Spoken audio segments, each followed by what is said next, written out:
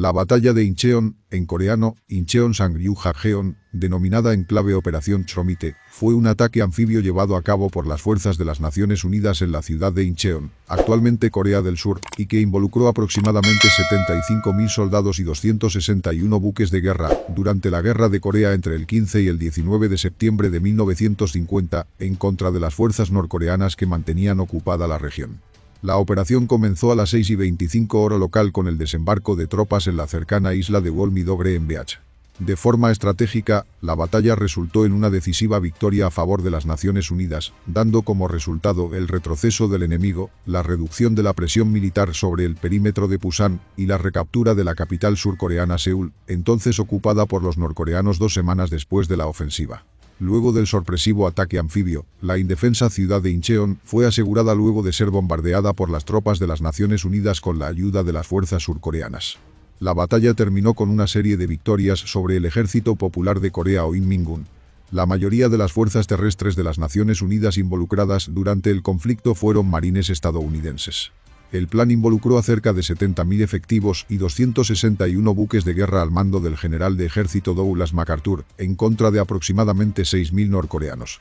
MacArthur fue la fuerza impulsora detrás de la operación, superando las fuertes reticencias de los más cautelosos generales, por un arriesgado asalto en un desfavorable terreno. La retirada norcoreana hacia el norte del territorio y el avance de las tropas de las Naciones Unidas más allá del paralelo 38 causó la intervención de China en el conflicto. En 1953, tras el armisticio de Panmunjom, Corea del Norte y Corea del Sur marcaron su frontera en el paralelo 38, dando fin a la guerra.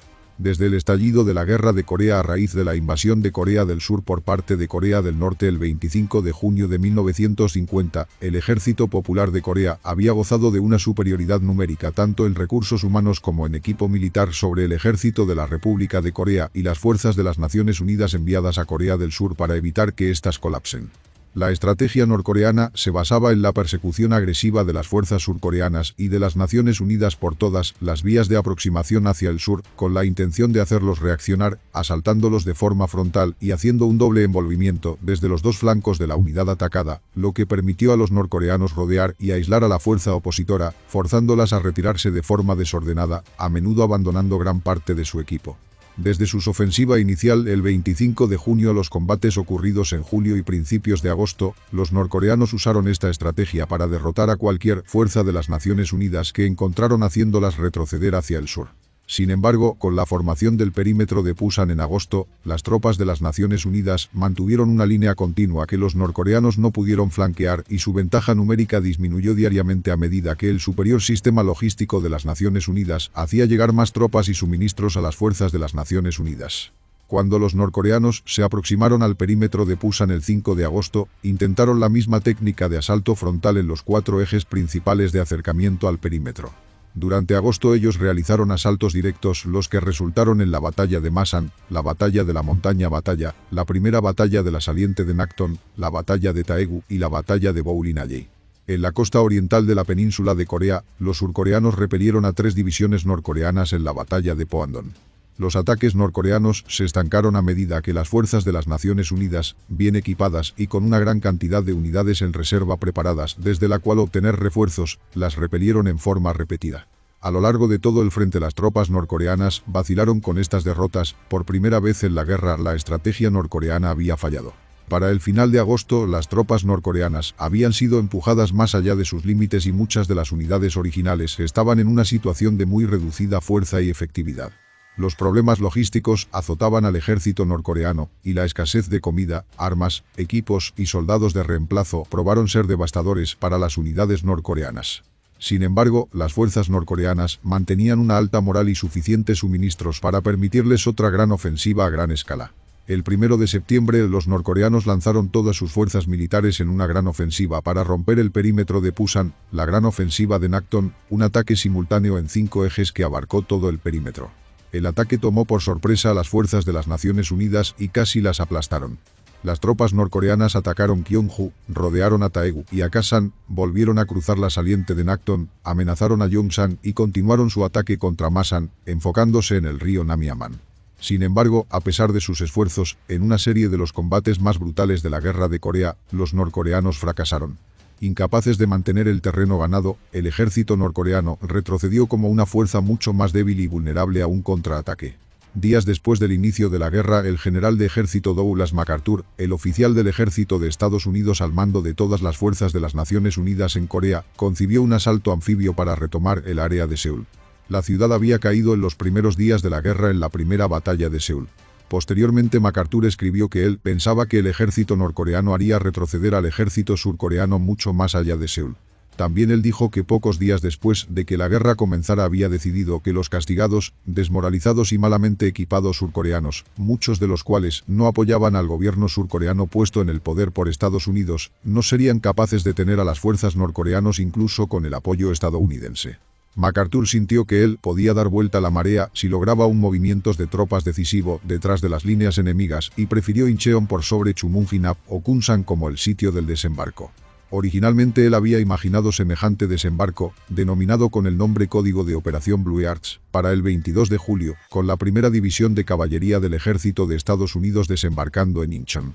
Sin embargo, para el 10 de julio el plan había sido abandonado ya que estaba claro que la primera división de caballería sería necesaria en el perímetro de Pusan.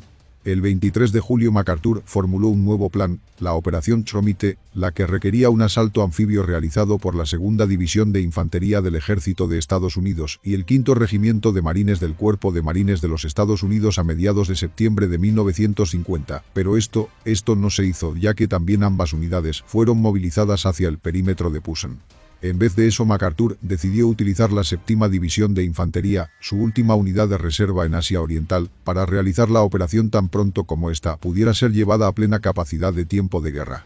Para prepararse para la invasión, MacArthur activó al 10º Cuerpo estadounidense para actuar como el mando de las fuerzas de desembarco y designó al mayor general Edward Almond, su jefe de Estado Mayor, como el comandante del cuerpo, anticipando que la operación significaría un rápido fin de la guerra.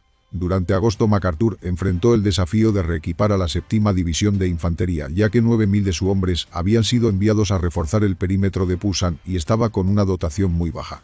También él enfrentó el desafío de que el Cuerpo de Infantería de Marina, reducido desde su tamaño de la Segunda Guerra Mundial, tuvo que reconstruir a la Primera División de Marines, usando elementos de la Primera Brigada Provisional de Marines que se encontraba combatiendo en Pusan así como al Primer Regimiento de Marines y al Séptimo Regimiento de Marines, que sacó infantes de marina desde tan lejos como el mar Mediterráneo y los llevó a Corea para realizar la tarea del asalto anfibio.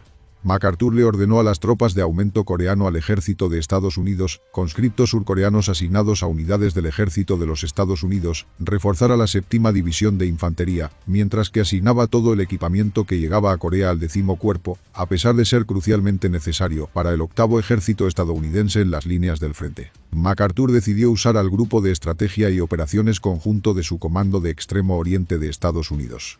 El plan inicial se encontró con escepticismo por parte de los otros generales debido a que las defensas naturales y artificiales de Incheon eran formidables. Las rutas de acercamiento a Incheon eran dos restringidas pasadas, que podían ser fácilmente bloqueadas por minas navales. La corriente de los canales también era peligrosamente rápida, entre 5,5 a 14,8 km por hora.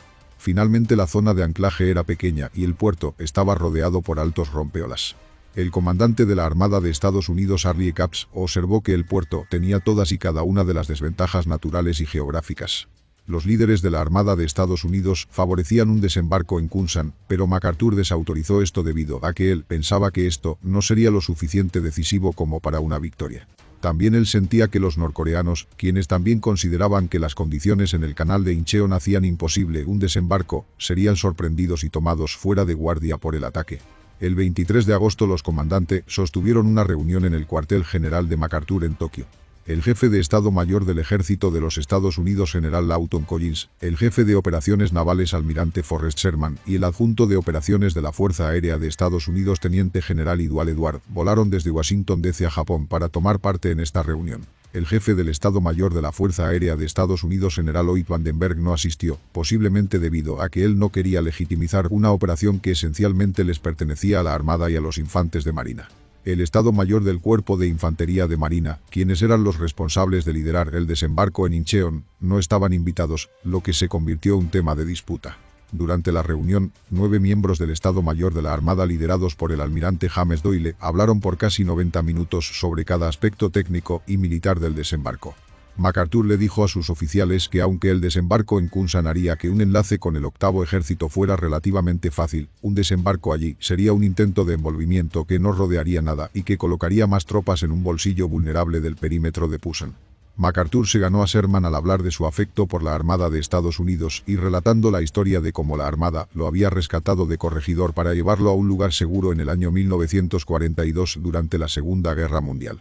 Sherman estuvo de acuerdo en apoyar la operación en Incheon, dejando a Doyle furioso. A pesar de estos obstáculos, en septiembre MacArthur entregó un plan revisado del asalto en Incheon. El plan 100B, con el nombre código de Operación Tromite.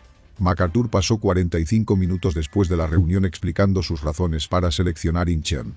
Él dijo que debido a que estaba tan fuertemente defendido, el enemigo no esperaría un ataque allí, que la victoria en Incheon evitaría una brutal campaña invernal y que, al invadir un punto fuerte en el norte, las fuerzas de las Naciones Unidas cortarían las líneas de abastecimientos y de comunicaciones de los norcoreanos. Él también escogió Incheon debido a su proximidad a Seúl. El almirante Sherman y el general Collins regresaron a Washington, D.C. y logró que la invasión fuera aprobada. El desembarco en Incheon no fue la primera operación a gran escala desde la Segunda Guerra Mundial. Esa distinción pertenece al desembarco de las Naciones Unidas el 18 de julio de 1950 en Poan, Corea del Sur. Sin embargo, esta operación no ocurrió en territorio en manos enemigas y no encontró oposición. Antes de la principal batalla en tierra firme, las fuerzas de las Naciones Unidas desembarcaron espías en Incheon y bombardearon las defensas de la ciudad por aire y mar. También las fuerzas de las Naciones Unidas realizaron operaciones de distracción para alejar la atención del enemigo lejos de Incheon, con hombres, suministros y buques concentrándose obviamente en Pusan y en los puertos japoneses para una gran operación anfibia y con la prensa en Japón refiriéndose a los próximos desembarcos como la Operación Common Knowledge, en castellano Operación Conocimiento Común. El Comando de las Naciones Unidas temía que este fallaría en lograr la sorpresa en los desembarcos en Incheon. Exacerbando este temor, el líder de un anillo de espías norcoreanos japoneses arrestado en Japón a principios de 1950 tenía una copia del plan para la Operación Tromite y las fuerzas de las Naciones Unidas no sabían si este había logrado transmitir el plan a Corea del Norte antes de su arresto. Aviones de patrulla marítima, buques de guerra de superficie y submarinos operaban en el mar de Japón y en el mar Amarillo para detectar cualquier reacción por parte de las fuerzas militares norcoreanas, soviéticas o chinas, y el 4 de septiembre de 1950 cazas F-4U Corsair del Escuadrón de Caza 53, BF-53, de la Armada de Estados Unidos, operando desde el portaaviones Usvalley Forge, CB-45, derribaron un bombardero Douglas A-20 Avok de la Fuerza Aérea Soviética después de que abrió fuego contra ellos sobre el mar Amarillo y cuando volaba en dirección a una fuerza de tarea naval estadounidense que se encontraba allí. Además del bombardeo aéreo y naval, las fuerzas de las Naciones Unidas tomaron otras medidas para atraer la atención del enemigo sobre Kunsan. En los muelles de Pusan los oficiales del Cuerpo de Marines de los Estados Unidos informaron a sus hombres de un inminente desembarco en Kunsan con coreanos escuchándolos y en la noche del 12 al 13 de septiembre de 1950 la fragata HMS Witesand-Bay, F-633, de la Marina Real Británica desembarcó tropas de operaciones especiales del Ejército de Estados Unidos y comandos de los Reales Infantes de Marina en los muelles de Kunsan, asegurándose de que las fuerzas enemigas notaran su presencia. Las fuerzas de las Naciones Unidas realizaron una serie de ejercicios, pruebas e incursiones en otras partes de la costa de Corea, donde las condiciones eran similares a las de Incheon antes de la invasión real. Estos ejercicios fueron usados para perfeccionar los tiempos y desempeños de las embarcaciones de desembarco, pero también tenían la intención de confundir adicionalmente a los norcoreanos acerca del lugar de la invasión. 14 días antes del ataque principal contra Incheon, un esfuerzo conjunto de reconocimiento por parte de la Agencia Central de Inteligencia y la Inteligencia Militar, con el nombre en clave de Trudy Jackson, colocó un equipo en el puerto de Incheon. El grupo liderado por el teniente de la Armada de Estados Unidos Eugene Clark, desembarcó en Yongun Domingo, una isla en la boca del puerto. Desde allí transmitieron información de inteligencia hacia las fuerzas de las Naciones Unidas. Con la ayuda de colaboradores locales, el teniente Clark, el teniente de la Armada de la República de Corea Jong-hoon y el exoficial de la contrainteligencia surcoreana, el coronel Kein-Hu, reunieron información acerca de las mareas, composición de las playas, llanuras de marea y rompeolas. Las mareas en Incheon tienen en promedio una amplitud de 8,8 metros y una amplitud máxima observada de 11 metros, convirtiendo su amplitud de marea en una de las más grandes del mundo y la más grande del litoral en toda Asia. El comando observó las mareas en Incheon durante 2 semanas y descubrió que las cartas de mareas estadounidenses eran inexactas, pero afortunadamente las cartas japonesas eran muy buenas. También proporcionaron informes detallados sobre las posiciones de artillería y fortificaciones norcoreanas en la isla de Wolmido, en Incheon y las islas cercanas.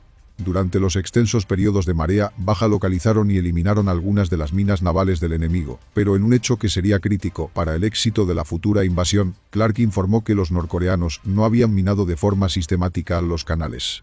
Cuando los norcoreanos descubrieron que los agentes habían desembarcado en las islas cercanas a Incheon, hicieron varios ataques, incluyendo una incursión tentativa contra Yongun Domingo con 6 juncos.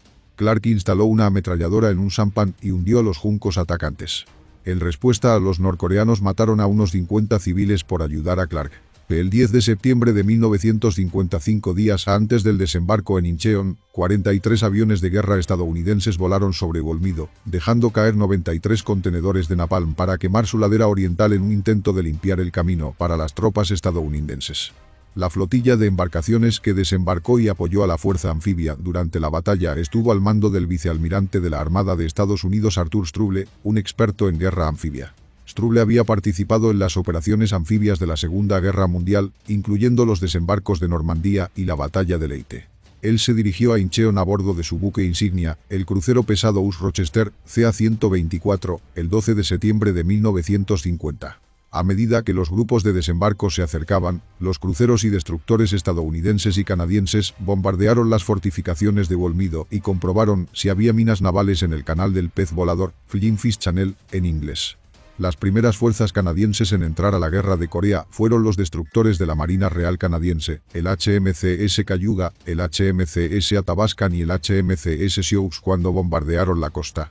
Los aviones de la Fuerza de Tareas de Portaaviones Rápidos de las Naciones Unidas ubicada frente a la costa volaron misiones de cubierta de cazas, interdicción y ataque a tierra. Centenares de civiles coreanos murieron en estos ataques sobre el ligeramente defendido puerto. A las 7 horas del 13 de septiembre, el 9º Escuadrón de Destructores de la Armada de Estados Unidos, encabezado por el destructor US Mansfield, DD-728, navegó aguas arriba por el Canal Oriental hasta llegar al puerto de Incheon, donde dispararon contra los emplazamientos de cañones norcoreanos ubicados en Wolmido. Los ataques advirtieron a los norcoreanos que un desembarco podría ser inminente y el oficial norcoreano al mando en Wolmido aseguró a sus superiores que él rechazaría al enemigo de regreso hacia el mar. La artillería norcoreana retomó el fuego, infligiendo daños significativos en 3 de los buques de guerra atacantes, matando a un marinero estadounidense e hiriendo a otros 6. El destructor Uskoyet, DD-730, recibió la mayoría del daño, siendo impactado por 9 proyectiles de 75 milímetros, los cuales hirieron a 5 hombres.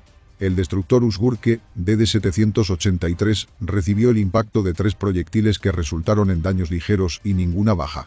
Posteriormente, la prensa internacional informó que el tripulante muerto, David Swenson del destructor US Lyman Swenson, DD-729, era el sobrino del capitán Lyman Knute Swenson, del mismo apellido que el buque US Lyman Swenson, pero posteriormente se demostró que eso era falso. Entre ellos, los destructores canadienses y estadounidenses dispararon más de 1000 proyectiles de 127 milímetros, infligiendo severos daños en las fortificaciones de Wolmido. Los destructores estadounidenses se retiraron después de bombardear Wolmido durante 1 hora. El Rochester, el crucero pesado estadounidense US Toledo, CA-133, y los cruceros ligeros británicos el HMS Jamaica y el HMS Kenya procedieron a bombardear las baterías norcoreanas durante las siguientes 3 horas desde el sur de la isla.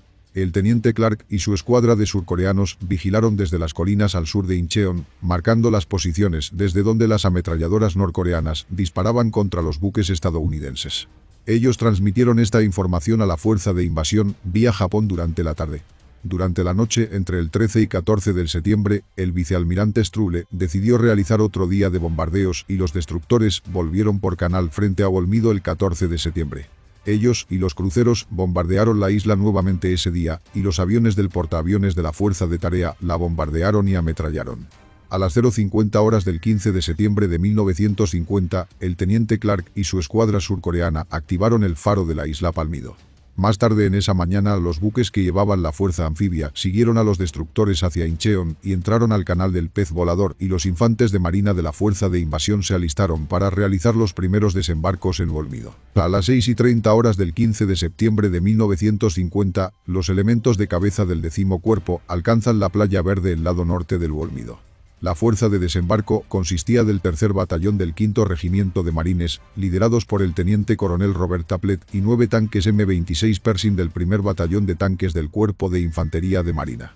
Un tanque estaba equipado con un lanzallamas y otros 2 tenían instaladas palas de bulldozer. El grupo de batalla desembarcó desde buques de desembarco de tanques.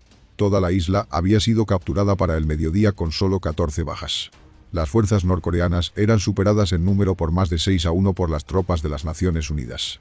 Las bajas norcoreanas incluyeron más de 200 muertos y 136 capturados, principalmente del 918 Regimiento de Artillería y del 226 Regimiento Independiente de Infantería de Marina.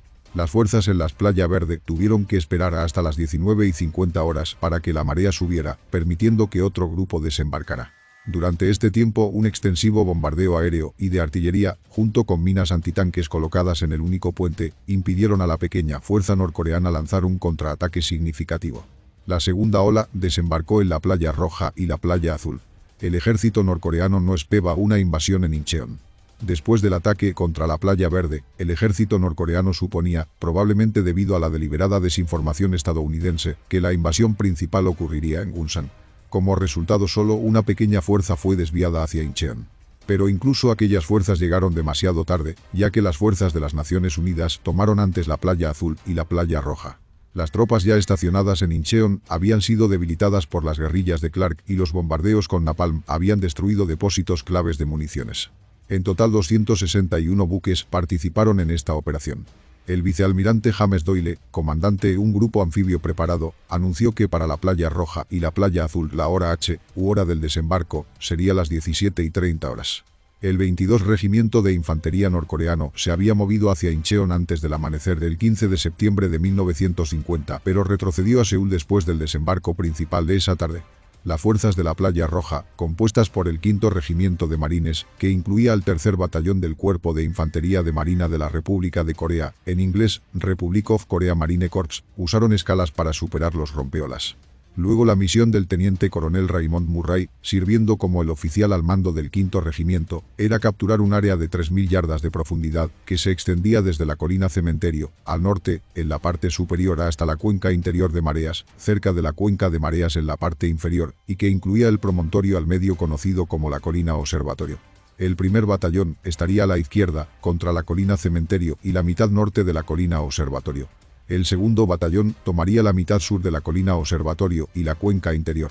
Posteriormente, en la tarde del 15 de septiembre, los LST se acercaron a la Playa Roja y se vieron bajo fuerte ataque con morteros y ametralladoras proveniente de los defensores norcoreanos ubicados en la colina Cementerio. A pesar del fuego concentrado, ellos desembarcaron tropas de asalto y descargaron equipo de apoyo vital. Adicionalmente, sus cañones barrieron las baterías enemigas en el flanco derecho de la Playa Roja. 3 de las 8 LST, los nuevos 857, 859 y 973, recibieron algunos impactos del fuego de morteros y ametralladoras, los que mataron a un marinero e hirieron algunos pocos más. Los LST completaron la descarga y abandonaron la playa con la marea alta a principios del 16 de septiembre. Después de neutralizar las defensas norcoreanas en Incheon en la noche del 15 de septiembre, abrieron la calzada elevada a Wolmi-Domingo, permitiendo que el tercer batallón del 5º de Infantería de Marina y los tanques de la Playa Verde entraran a la batalla de Incheon. A principios de la mañana del 16 de septiembre, el 5º de Infantería de Marina, las fuerzas en la Playa Roja y la Playa Verde, marcharían a través de la ciudad de Incheon, tomándola durante la tarde. Las fuerzas de la Playa Roja sufrieron 8 muertos y 28 heridos. Bajo el mando del entonces coronel Lewis Buruet Chesty Puller, el primer regimiento de marines desembarcó en la Playa Azul, que estaba significativamente más al sur de las otras dos playas, y llegó a tierra firme al final. La misión del primero de Infantería de Marina del coronel Puller en este desembarco era tomar la cabeza de playa y el camino a Yongdong-Poiseul. El segundo batallón desembarcaría a la izquierda en Playa Azul 1 y el tercer batallón desembarcaría en Playa Azul 2. Una pequeña ensenada cerca del rincón sur de Playa Azul 2 fue llamada Playa Azul 3. Cuando se aproximaban a la costa, el fuego combinado de varios emplazamientos de artillería norcoreanos hundieron un LST. El fuego de los destructores y bombardeo aéreo silenciaron las defensas norcoreanas. Cuando finalmente llegaron a tierra firme, las fuerzas norcoreanas en Incheon ya se habían rendido, de tal forma que las fuerzas de Playa Azul sufrieron pocas bajas y encontraron poca oposición. El primero de Infantería de Marina pasó la mayor parte de su tiempo reforzando la cabeza de playa y preparando la invasión tierra adentro. Justo antes del amanecer a las 5:50 horas del 17 de septiembre, un Yak-9 y un Il-2 norcoreanos realizaron una pasada de ataque contra el US Rochester mientras se encontraba anclado frente a Wolmi Domingo. Inicialmente se pensó que los aviones eran amigos hasta que dejaron caer 4 bombas sobre el buque estadounidense. Todas fallaron excepto una que impactó de rebote contra la grúa del Rochester y que no detonó. No se produjeron bajas estadounidenses en este ataque y los tripulantes pintaron un corazón púrpura en la grúa como un recuerdo de cuán cerca estuvo el buque de ser dañado gravemente. Después del bombardeo, el Rochester y el cercano Jamaica abrieron fuego contra los aviones atacantes con sus cañones. Después el Il-2 norcoreano ametralló al crucero británico, provocando la muerte de un marinero e hiriendo a 2 más. Aproximadamente al mismo tiempo el fuego del Jamaica impactó al Il-2 y este se estrelló en el mar. El Yak-9 huyó después de perder a su compañero.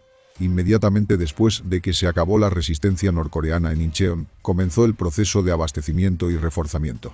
Los EAB y los equipos de demolición submarina que habían llegado junto con los infantes de marina estadounidenses construyeron un muelle de pontones en la Playa Verde y sacaron los escombros del agua.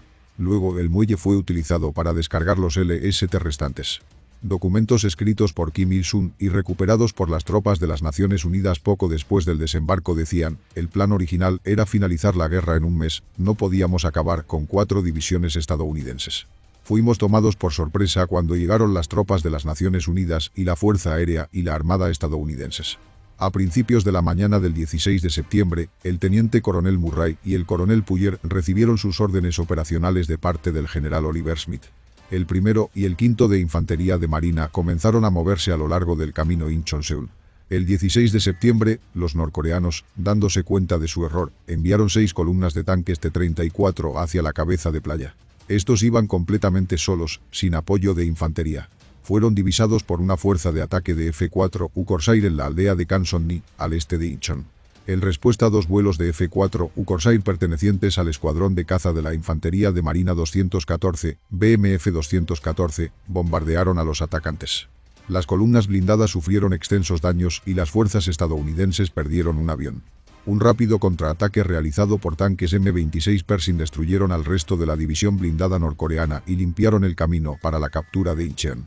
El aeródromo de Gimpo era uno de las más grandes e importantes en Corea. El 17 de septiembre, el general MacArthur fue extremadamente urgente en su pedido para una captura rápida del aeródromo de Gimpo, ya que era la base aérea más grande en toda Corea. Una vez que fuera asegurado, la Quinta Fuerza Aérea podría llevar sus cazas y bombarderos desde Japón para operar más fácilmente contra Corea del Norte. El ataque contra el aeródromo de Gimpo fue realizado por el 2º Batallón del 5º de Infantería de Marina. Esa noche en Gimpo, los norcoreanos organizaron su defensa del aeródromo. Gimpo estaba bajo el mando del brigadier general Wang Yon. Las tropas del general Wang eran un conglomerado de tropas de combate a medio entregar y de fuerzas de servicios. Varias unidades norcoreanas ya habían huido a través del río Han en dirección a Seúl para escapar del combate. La defensa norcoreana era casi tan mala como la moral de los hombres, quienes se daban cuenta de que no obtendrían ninguna ayuda de los oficiales norcoreanos en Seúl. Para la mañana el enemigo se había retirado completamente y el aeródromo de Gimpo estaba seguro en las manos de los infantes de marina. El aeródromo de Gimpo estaba en excelente estado. El enemigo no había tenido tiempo para realizar ninguna demolición importante. De hecho, varios aviones enemigos estaban aún en el aeródromo. De esa forma ahora Gimpo se convertiría en el centro de las operaciones aéreas terrestres de los aliados. El 19 de septiembre el Cuerpo de Ingenieros del Ejército de los Estados Unidos reparó la línea de ferrocarril local hasta 13 kilómetros tierra adentro. Después de la captura del aeródromo de Gimpo, los aviones de transporte comenzaron a traer gasolina y armamento para los aviones estacionados allí. Los infantes de marina continuaron descargando abastecimientos y refuerzos. Para el 22 de septiembre ellos habían descargado 6.629 vehículos y 53.882 soldados, junto con 23.000 toneladas de abastecimientos. En contraste a la rápida victoria en Incheon, el avance a Seúl fue lento y sangriento. El ejército norcoreano lanzó otro ataque con tanques T-34, que fueron emboscados y destruidos, así como una incursión de bombardeo con aviones Yak en el puerto de Incheon, la cual hizo pocos daños. El ejército norcoreano intentó demorar la ofensiva de las Naciones Unidas para tener tiempo de reforzar Seúl y retirar tropas desde el sur. Aunque advertido de que el proceso de tomar Seúl le permitiría a las fuerzas restantes del ejército norcoreano en el sur escapar, MacArthur sentía que él estaba obligado a cumplir con la promesa dada al gobierno surcoreano de retomar la capital tan pronto como fuera posible. Al segundo día, los buques que transportaban a la división de infantería estadounidense llegaron al puerto de Incheon. El general Almonte estaba ansioso de poner a la división en posición para bloquear un posible movimiento enemigo desde el sur de Seúl. En la mañana del 18 de septiembre, el segundo batallón del 32 Regimiento de Infantería de la división desembarcó en Incheon y el resto del regimiento pudo poner pie en tierra firme más tarde ese mismo día. A la siguiente mañana, el segundo batallón se movió para relevar al batallón de la Infantería de Marina que estaba ocupando posiciones en el flanco derecho al sur de Seúl. Mientras tanto, el 31 Regimiento de la Séptima División desembarcó en Incheon. La responsabilidad de la zona sur de la carretera a Seúl pasó a la Séptima División a las 18 horas del 19 de septiembre. Posteriormente, la Séptima División se vería envuelta en fuertes combates con soldados norcoreanos en las afueras de Seúl. Antes de la batalla, Corea del Norte tenía solo una división subdotada en la ciudad, con la mayoría de sus fuerzas al sur de la capital. MacArthur personalmente supervisó al primer regimiento de infantería de marina a medida que combatía a través de las posiciones norcoreanas en el camino a Seúl. El control de la operación Choromite le fue entregado al mayor general Edward Almond, el comandante del 10º Cuerpo. El general Almond tenía mucha prisa en capturar Seúl para el 25 de septiembre, exactamente 3 meses después del asalto norcoreano a través del paralelo. El 22 de septiembre, los infantes de marina entraron a Seúl para encontrarlo fuertemente fortificado. Las bajas se acumularon a medida que las fuerzas se veían involucradas en combates casa por casa. El 26 de septiembre, el Hotel Bando, que había servido como la embajada de Estados Unidos, fue tomado por la compañía EASY del 2º Batallón del 1er Regimiento de Marines. Durante este combate, aproximadamente 12 prisioneros de guerra norcoreanos fueron muertos, aparentemente desnudos y desarmados, en el sótano del edificio. El general Almond declaró liberada la ciudad el 25 de septiembre, incluso aunque los infantes de marina aún estaban combatiendo casa a casa. Mientras tanto, el 5º Regimiento de Marines desembarcó en Incheon. Las últimas tropas norcoreanas en Corea del Sur que aún combatían fueron derrotadas cuando el 8º Ejército de Walton Walker rompieron el perímetro de Pusan, uniéndose al 10º Cuerpo en un ataque coordinado contra las fuerzas del ejército norcoreano. De los 70.000 soldados norcoreanos alrededor de Pusan, después de la batalla del perímetro de Pusan, quedaban menos de la mitad, con las bajas sufridas entre el 1 y 15 de septiembre estimadas aproximadamente entre 36.000 a 41.000 muertos y capturados, con una cantidad desconocida de heridos. Sin embargo, debido a que las fuerzas de las Naciones Unidas se habían concentrado en tomar Seúl más que en cortar la retirada hacia el norte del ejército norcoreano, los restantes 30.000 soldados norcoreanos escaparon a través del río Yalu, donde ellos pronto fueron reconstituidos como el núcleo de la formación de nuevas divisiones del ejército norcoreano apresuradamente reequipadas por la Unión Soviética. El asalto aliado continuó hacia el norte en dirección al río Yalu hasta la intervención en la Guerra de la República Popular de China en noviembre de 1950. La mayoría de los eruditos militares consideran esta batalla como una de las más decisivas operaciones militares en la guerra moderna. Sin embargo, Russell Stolfi argumenta que el desembarco en sí mismo fue una pieza maestra estratégica, pero que fue seguida por avance hacia Seúl en una batalla terrestre tan lenta y medida que constituyó un desastre operacional, anulando grandemente el éxito del desembarco. Él contrasta el estilo estadounidense de hacer la guerra con la de los alemanes al comparar la operación Incheon-Seúl estadounidense y la ofensiva alemana en el Báltico del año 1941. Las fuerzas estadounidenses lograron una pieza maestra estratégica en el desembarco de Incheon en septiembre de 1950 y luego lo anularon por un avance lento, tentativo de 11 días hacia Seúl, que estaba solo a 32 kilómetros de distancia. Por contraste, en la región báltica en el año 1941, las fuerzas alemanas lograron una sorpresa estratégica en el primer día de su ofensiva y luego, exhibiendo una mentalidad de ruptura, empujaron rápidamente hacia adelante, capturando posiciones claves y avanzando casi 322 kilómetros en 4 días. El avance estadounidense fue caracterizado por órdenes restrictivas y cautas preocupadas por líneas de fase, reconocimiento limitado y puestos de mando ubicados en la retaguardia, mientras que los alemanes posicionaban a sus líderes tan adelante como fuera posible, confiaban en cortas órdenes escritas u orales, reorganizando los grupos de combate para enfrentar circunstancias inmediatas no previstas y realizaban vigorosos reconocimientos.